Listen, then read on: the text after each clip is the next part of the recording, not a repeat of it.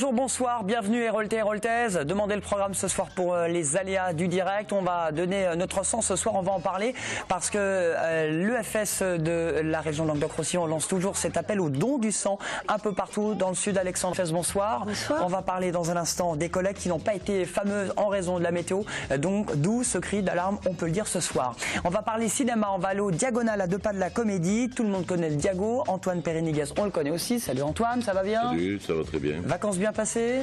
Trop courte, mais bien. Très bien, nous aussi. En tout cas, il y a une avant-première, ce sera lundi prochain, ce sera le 15 avec Tony Cliff qui sera là. Le film s'appelle Geronimo, une avant-première. Et puis un autre film la semaine suivante, on va en parler parce que les acteurs et réalisateurs de ce long métrage seront également là.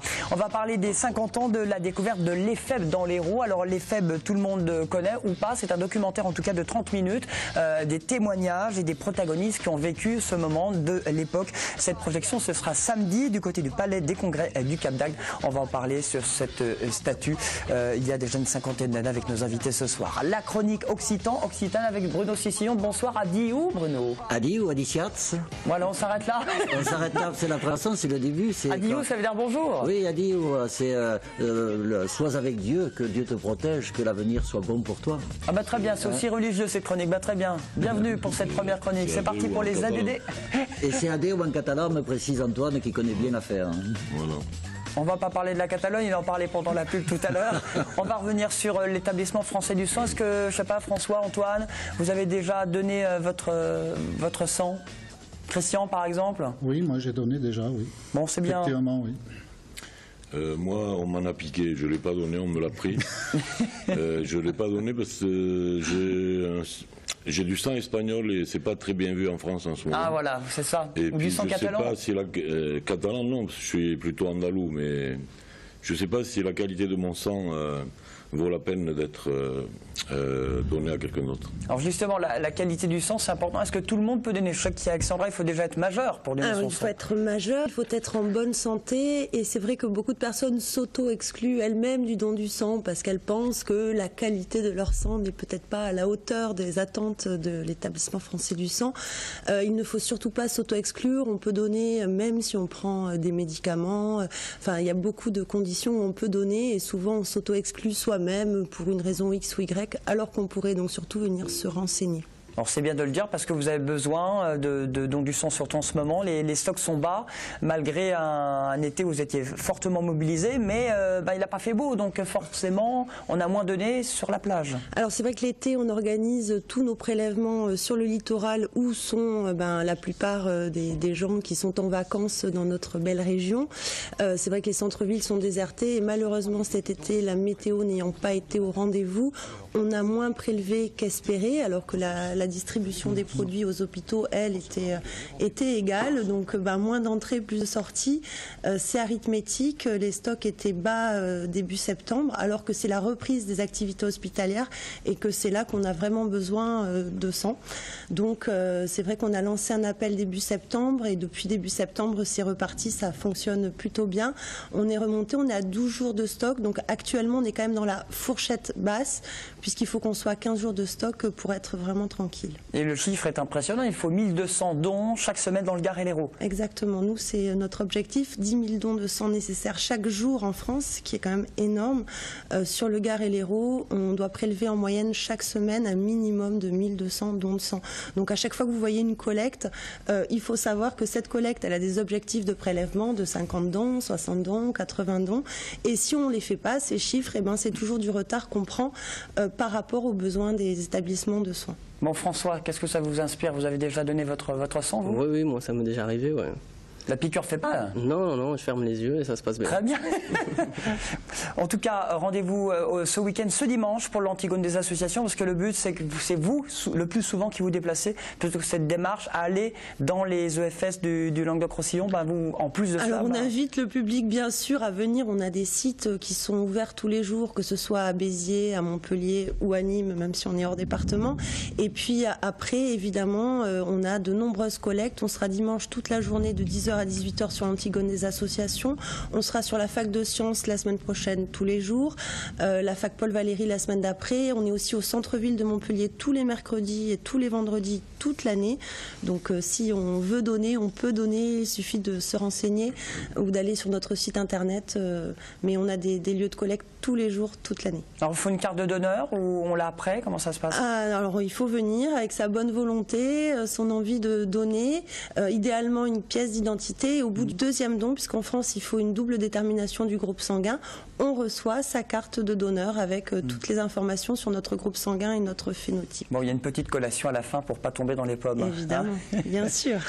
Il y a un certain nombre de paramètres qui font que vous pouvez refuser à un donneur, vous pouvez lui refuser son sang. On a des contre-indications médicales temporaires liées au risque des voyages. Par exemple, actuellement on a en plus le virus du Nil, donc on a des pays en plus qui sont contre-indiqués. En règle générale, c'est 4 mois après un retour de voyage de pays impaludés. Après, voilà, les soins dentaires, c'est un délai de 7 jours. Donc évidemment, il y a toujours des petites contre-indications médicales temporaires. Et l'orientation sexuelle, parce que ça avait jasé à l'époque. Les rapports sexuels, etc., ça compte aussi. Est-ce que les homos peuvent donner leur sang? Parce qu'à un moment, on ne pouvait pas les Alors, c'est pas une histoire, voilà, c'est les hommes qui ont des rapports sexuels entre hommes. Actuellement, en France, ils ne peuvent pas donner, mais ce n'est pas un jugement moral d'exclusion. Les homosexuels femmes peuvent tout à fait donner leur sang, donc c'est vrai qu'il ne faut pas. Ça avait fait polémique, on avait beaucoup parlé. Et les hommes qui fréquentent des péripatéticiennes, ils peuvent donner? Alors, non, évidemment que non. Mais c'est pour ça qu'il y a un questionnaire médical en amont qui est là pour assurer la sécurité des produits. Le but, c'est que tous les produits sanguins qui sont délivrés dans les hôpitaux soient les plus sécurisés possibles. Enfin, interpeller le ministère de la Santé, Antoine. Je trouve qu'avec toutes les protections qui s'utilisent, qu'on utilise, je n'ai pas de rapport sexuel avec une péripatéticienne régulièrement. Voilà une info importante d'Antoine, mais je trouve que c'est pas forcément nécessaire. Nous sommes là pour vous écouter. Oui, je me souviens de mon rôle de curé, je t'avais vu dans un film, oui. Bon, en tout cas, rendez-vous à Antigone des associations dimanche. Pour donner, vous serez où exactement? On sera au niveau de la piscine d'Antigone, on aura 2 camions. Donc Parce que c'est très grand, l'Antigone des associations, bel événement, nouvelle édition. Dimanche, c'est toutes les associations de Montpellier, de l'agglomération qui sont là. Je crois que c'est l'une des villes en France où il y a le plus d'associations par rapport au nombre d'habitants. Rendez-vous donc également dondusang.net sur le web pour avoir les infos. Alexandra, merci beaucoup d'être venue. On quitte Montpellier, on va du côté de Agde et du Cap d'Agde pour parler. On en avait déjà parlé il y a quelques semaines sur Télésud dans les aléas du direct sur les 50 ans de la découverte dans l'Hérault, si je ne dis pas de bêtises, de l'EFEB. Et il y a un documentaire pour fêter cet anniversaire qui va être projeté ce week-end à plusieurs reprises, notamment au Palais des Congrès du côté du Cap d'Agde. Alors Christian, bienvenue. François également. Vous êtes de l'association Ibis tous les deux? C'est exact, oui. Alors ça veut dire quoi Ibis? C'est simplement un nom qu'on a attribué comme ça. C'est pas l'hôtel, hein? Non, c'est pas l'hôtel, c'est Ibis Archéologie. Donc c'est un nom qu'on a attribué tout à fait au début, tout à fait par hasard, qui représente l'oiseau bien sûr, mais aussi une déesse égyptienne justement qui est dirigée vers l'archéologie, enfin l'Antiquité. Alors certains qui ont connu cette époque, le 13 septembre 1964, on voit un petit peu le teaser de ce documentaire qui sera diffusé tout au long de ce week-end. 50 ans, ça va faire 50 ans justement dans quelques jours. Samedi. Sur cet EFEB. Alors, l'EFEB, on connaît le musée de l'EFEB, on peut rappeler ce qu'est l'EFEB, c'est une statue et c'est unique en France d'ailleurs. C'est une statue hellénistique donc, qui représenterait Alexandre le Grand jeune. Voilà, elle fait en gros 1,40 m.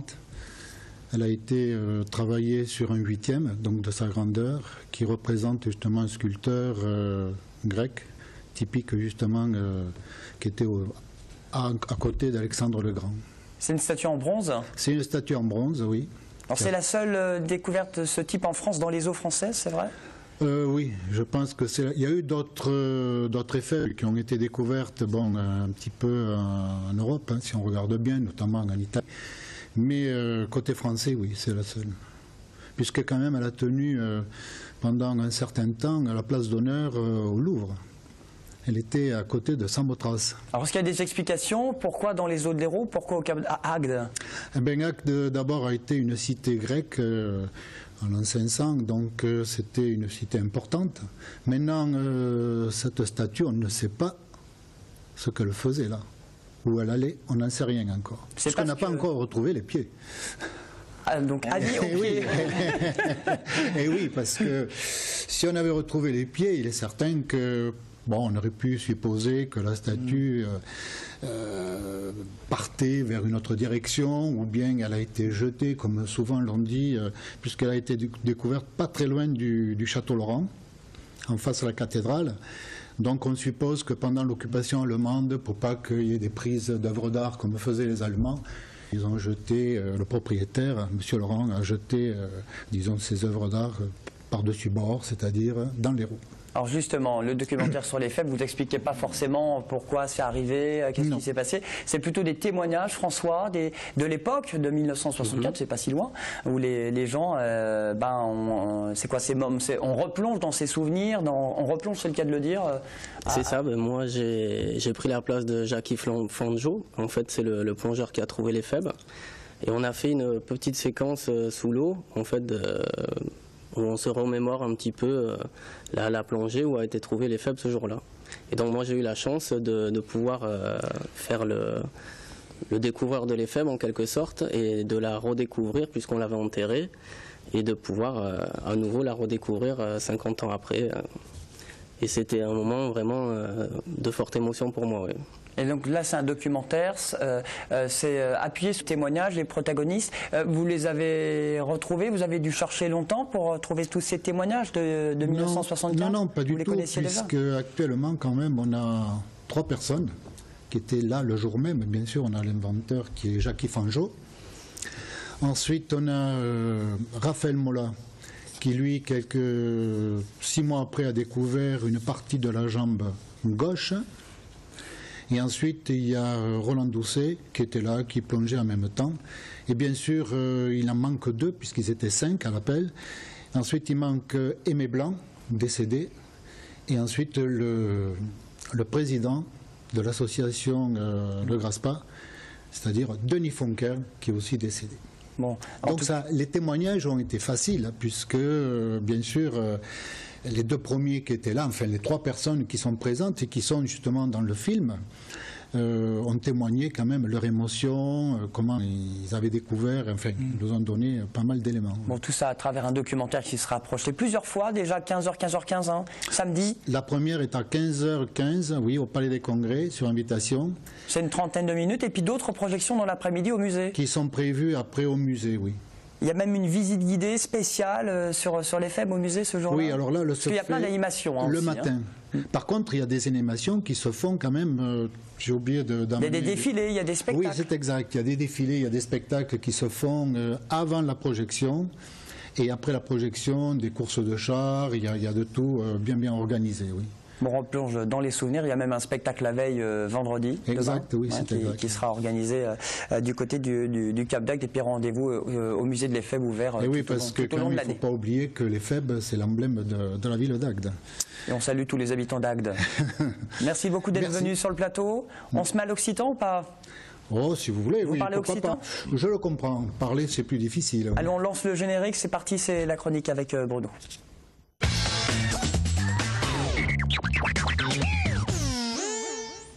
Alors Christian ne parle pas, mais il le comprend. Et d'ailleurs, je crois, Bruno, il y a eu un sondage qui a été réalisé il y a quelques années où il y a pas mal de gens finalement dans le Sud qui comprenaient cette langue. Voilà, c'est une langue qui finalement est beaucoup plus présente que ce qu'on le croit. Elle est présente parce que les gens l'entendent sans s'en apercevoir. Quand on dit « escampe-toi d'ici, Mefaskaga », c'est de l'occitan dans le texte et dans la langue.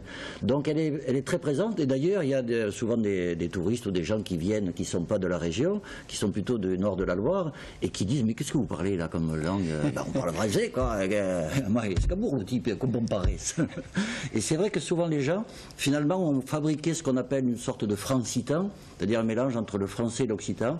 Et cet occitan, donc, qui a du mal à exister dans la vie publique, finalement, remonte de façon émotionnelle dans le cœur des gens et sur la langue et la bouche des gens. C'est une langue régionale, c'est une langue vivante, une langue morte pour vous. Ça a été la langue de l'Europe au XIIe siècle. quand même. Hein. Les nobles, les seigneurs, c'était la langue des nobles, la langue des poètes, c'était la langue noble. Richard Cœur de Lion a écrit des poèmes en occitan parce que sa mère, Alénore d'Aquitaine, finalement, était une occitane. Et il y a plein de mots d'ailleurs de l'anglais qui viennent de l'occitan. Quand vous dites Amai me suje scratchat, ça ressemble à scratch de l'anglais. Et moi, je loue de temps en temps un camion rent-car en occitan. Dites-moi pas que c'est l'occitan rent-car, non? Kitomeng.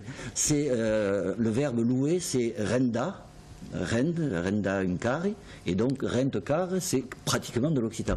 Alors une fois, je suis allé en Angleterre. Au Mexique aussi, on dit rentar un carro. Et bien oui, c'est donc l'occitan est même exporté au Mexique. Et des fois, en parlant anglais, je me mêlais des mots d'occitan, et mon fils, il me disait, mais attends papa, c'est pas de l'anglais, c'est l'occitan. Je dis, mais non, je te dis. Parce qu'il y avait une sorte comme ça d'assimilation d'une autre langue, et je mélangeais l'occitan et l'anglais. Donc à chaque âge, son occitan, finalement. Alors c'est ce que je vous propose aujourd'hui, donc finalement pour tous ceux qui sont intéressés par apprendre, découvrir la langue ou la culture occitane, parce qu'il n'y a pas que la langue dans l'occitan. On peut commencer dès le premier âge, à l'âge de 2-3 ans. Il y a les écoles bilingues, occitan-français. Alors il y a les calandrettes qui sont des écoles occitanes, associatives, mais il y a aussi un projet qui va, je pense, bientôt espénir, qui va fleurir sur Montpellier, d'une école publique bilingue qui serait dans le centre-ville. Pour le moment, on ne sait pas plus. Vous n'avez pas plus d'infos parce que vous mettez le conditionnel, hein, pour l'instant. Il s'en parle beaucoup, ça c'est bien, parce que à la fois il y a un gros travail qui est fait par les calandrettes et les écoles associatives, ça c'est important, mais il faut aussi que le service public s'y mette. Il est un peu à la remorque, on pense qu'il va rattraper son retard rapidement. Mais on apprend l'occitan dans les lycées et collèges. Alors ensuite, publics. après, effectivement, dès que vous êtes un peu plus grand, vous avez 10 ans, vous pouvez aller au collège, inscrire votre enfant à des cours d'occitan. Il y a des cours de sensibilisation, 1 heure ou 3 heures suivant les sections. Et puis si vous voulez un peu plus pratiquer la culture, vous pouvez envoyer votre enfant qui a une dizaine d'années apprendre le sport, les sports traditionnels, le tambourin, qui est fort présent ici. Et d'ailleurs, c'est l'équipe féminine qui a été championne du monde l'an dernier, languedocienne. Et puis il y a aussi les joutes. À Agdamay, c'est fait les ajustes, des longues. Hein, Christian, qu'est-ce qu'on répond à ça? Je sais pas. De toute façon, les femmes, il n'a pas de pied. Je ne sais pas si les Agatois, ils ont des pieds pour tenir sur la tentaine. Enfin, c'est ce que disent les Sétois. Exact. Attention, voilà. J'oserais pas me prononcer. Ça se chamaille entre jouteurs. On avance dans la vie, on a 20 ans, on va à la fac, on peut passer une licence, on peut passer un master, on peut passer un doctorat, et puis pour se divertir, on peut aller faire le balletti. Un balletti sauvage, j'ai appris ça aujourd'hui, sur la place de la Comédie, tous les jeudis soirs à 20h, devant le pavillon populaire. Des musiciens qui se retrouvent, et il y a des danseurs, des associations, et je vous assure qu'il y a des jeunes danseurs, ils dansent comme des dieux. Et des filles qui sont merveilleuses. L'intérêt aussi dans ces ballettes, c'est que même si on ne connaît pas bien la danse, on peut rentrer dans la danse, on peut rentrer dans le cercle, on se fait accompagner et on est embarqué comme par bonheur. Voilà. On avance encore, 30 ans. À 30 ans, il faut faire l'enfant, comme je l'ai fait, et puis on lui parle occitan, on apprend l'occitan avec lui, et en même temps qu'il l'apprend, vous l'apprenez, les premiers mots, bonjour mon pichou, boulegespas, tentedre, taki, plein de petites choses comme ça. C'est comme ça qu'on apprend petit à petit en même temps que lui. Et puis et à la retraite alors l'occitan? La retraite, c'est beaucoup plus tard, c'est après 70 ans, et alors là, il faut prendre plutôt une jovenette, une poulide ou une poulidette qui vous mettra la langue en bouche. Très bien, c'est pas beau ça? Alexandra, ça vous inspire quoi vous? Ça m'inspire, c'est très joli à entendre en tout cas, c'est vrai que c'est des sonorités qu'on a beaucoup entendues ici.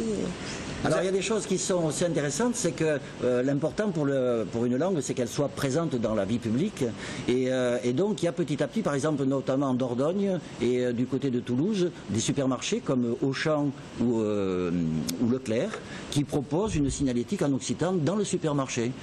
Nous on espère à Montpellier le tramway bientôt en occitan. C'est le cas à Toulouse, j'étais à Toulouse, le métro en occitan. Et même les rues sont doublées. Ouais. Ah oui, à Montpellier aussi.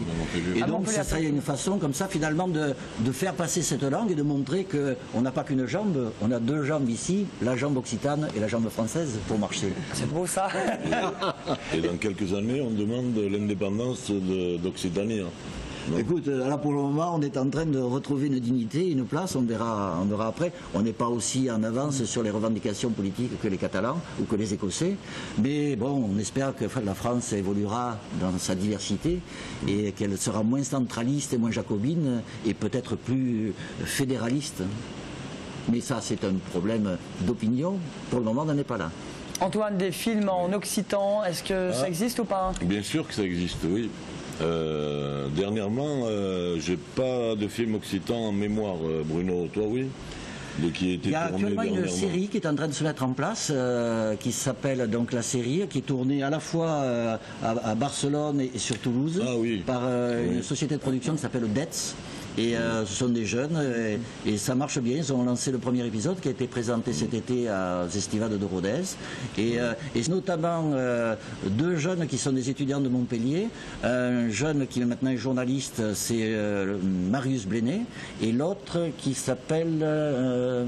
zut, j'ai oublié son nom, mais Damien Valero.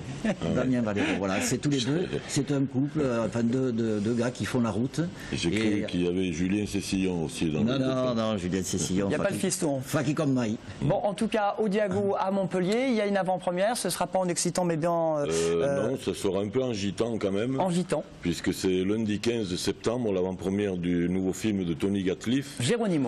Geronimo, qui a été tourné en grande partie du côté de Perpignan. Et donc c'est l'histoire de famille gitane et famille turque qui... c'est un Roméo et Juliette moderne. Alors on regarde la bande-annonce, l'avant-première, ce sera lundi soir au Diago, au ciné à Montpellier. Il y a Geronimo! Il y a l'éducatrice! Neil est parti le jour de la cérémonie de son mariage et elle s'est cassée avec ton frère. Il faut les protéger.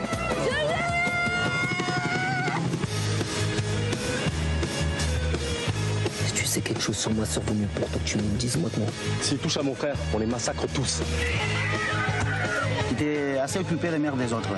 Qu'est-ce que tu veux? Qu'est-ce que tu cherches? Qu'est-ce que tu crois que je cherche? Qu'est-ce que je fais ici depuis des années? J'essaye de croire au miracle. On cherche ma sœur! Tu l'aimes comment, Neil? Non, parce qu'on rigole pas là. Tu vois la merde dans laquelle on est.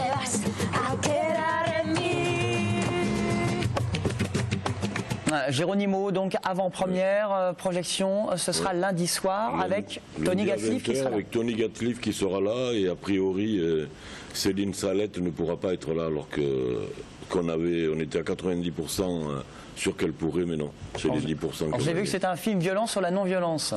Violent, c'est pas violent, c'est contemporain, c'est la vie d'aujourd'hui, dans les quartiers, etc., où il peut y avoir de la tension, oui. Voilà, c'est avec l'éducatrice qui porte le nom du film, Geronimo. Oui. C'est l'histoire de deux femmes, de fort caractère. L'autre va l'aider parce que l'une d'origine turque, va être mariée de force. Donc elle se défend jusqu'au bout. Il y a Sergi Lopez, votre ami, qui est dans ce film. Oui, il y est aussi, oui. Il ne sera pas là lundi. D'ailleurs, moi aussi, j'y suis, mais au montage, on en a enlevé un peu. On t'a coupé? Souvent, d'ailleurs, on te coupe, mais souvent, tu fais des films, Antoine. J'y vais souvent, mais j'apparais moins souvent. Ouais. En tout cas, c'est un film qui a été sélectionné à Cannes. Oui, c'était présenté à Cannes hors compétition. Bon, il y a Geronimo, suivi d'un débat, c'est le but d'une avant-première. Un débat, Geronimo, ce sera lundi à quelle heure? Lundi à 20h. Dans ces eaux-là 9h50. Bon, il y a Mange tes morts également. Alors le lundi suivant, pas une comédie, nous restons avec les Gitans, puisque là, ça sera le tour de Mange tes morts de Jean-Charles Hue. Jean-Charles Hue qui avait fait son premier long métrage, c'était La BM du Seigneur. Il était venu au Diago d'ailleurs le présenter. Et donc il continue avec les mêmes, ceux de la BM du Seigneur.